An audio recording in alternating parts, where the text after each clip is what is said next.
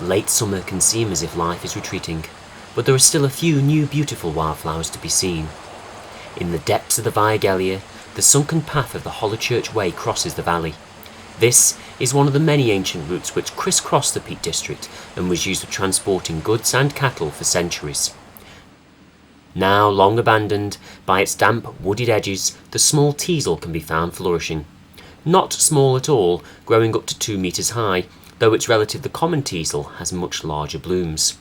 The Teasel was the teasing plant of the cloth maker, its spikes used as brushes and combs.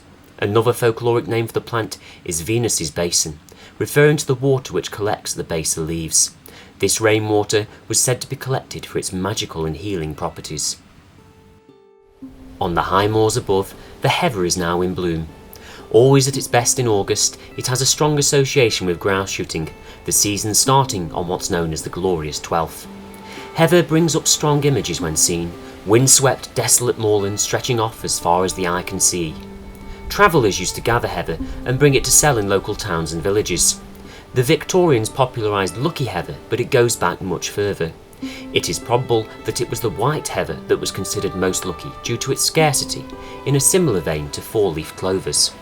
It is also said that white heather marks the final resting place of fairies, and that in lands stayed by battle, the white heather grows on patches of ground where no blood had been shed.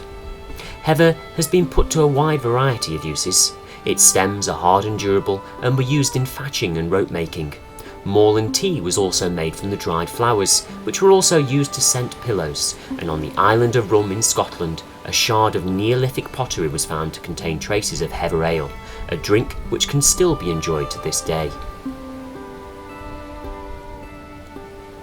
Hidden in just a couple of damp, dense native birch woodlands on the heather moors is another legendary plant, the lesser skullcap, much rarer than its larger common relative. Believe it or not, the plant was publicised as a cure for rabies in the 18th century, and although this is untrue, the plant does have sedative attributes. It has been used commonly in traditional medicines and has been associated with witchcraft. One widespread tradition was to place a pinch of the dried plant in a lover's shoe to keep them from being affected by the charms of others. Amongst the heather of the eastern moors is the bed of the Ramsley Reservoir. Over a decade ago, the dam wall was breached and the small lake turned into a nature reserve. Where once you would have been standing under deep water, beautiful plants now bloom.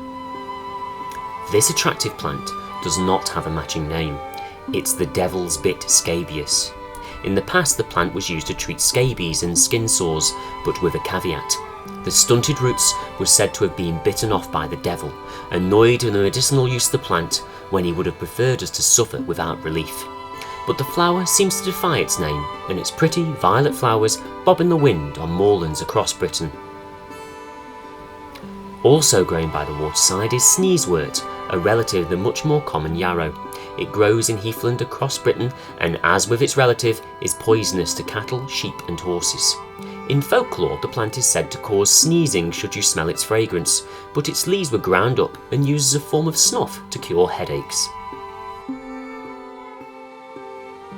In limestone country, a rare bloom appears. This is the grass of Panasos. The name comes from Mount Panasos in Greece, where the local cattle were reputed to have developed a taste for the plant, so it was made an honorary grass of the gods. At the end of the summer, the flower used to be assigned to farmers to start reaping, as the first nights of mist and frost would soon be arriving. It is always good to get close up into plants so you can really appreciate their beauty. The structure of this flower is unique. A whorl of white stamens is contained within. They have evolved to become lobed, and at the tip of each is a small honey-coloured bud to attract in pollinating flies.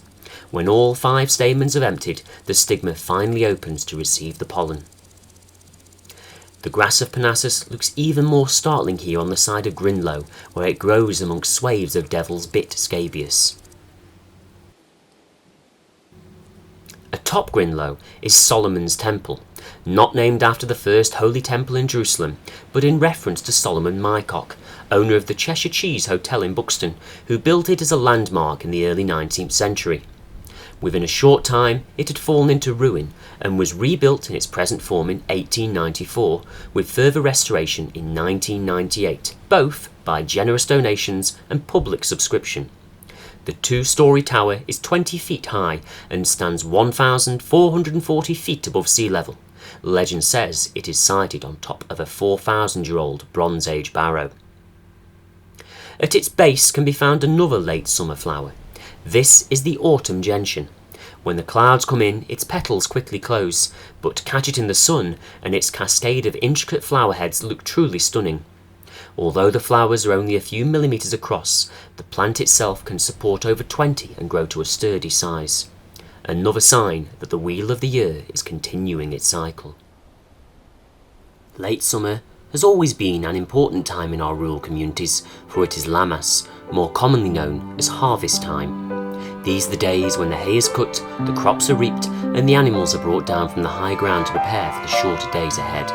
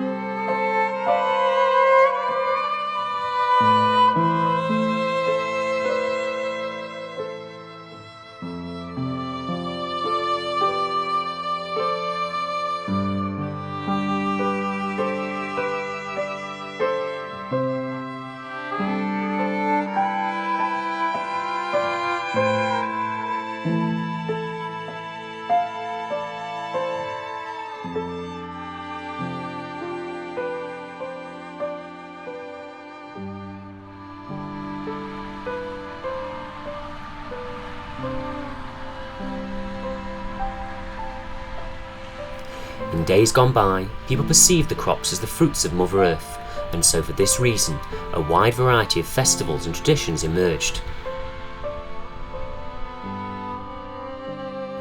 One of the most fascinating is that of corn dollies. Raymond Rush, who lives beside the Church of All Saints in Siddington, has kept the tradition going for over 50 years. Every October, the walls of the magical wooden beam church are adorned with the most intricate of beauties.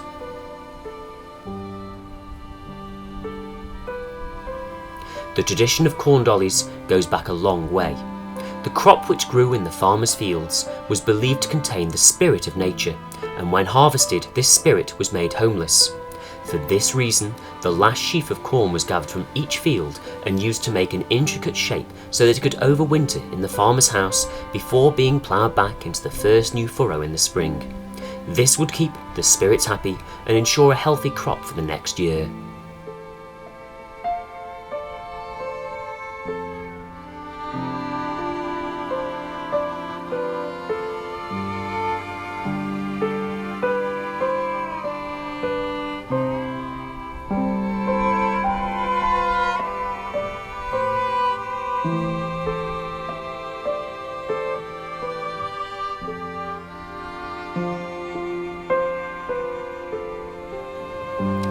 At harvest time, both people and animals reap and gather the necessities needed to make it through the long, cold winter ahead.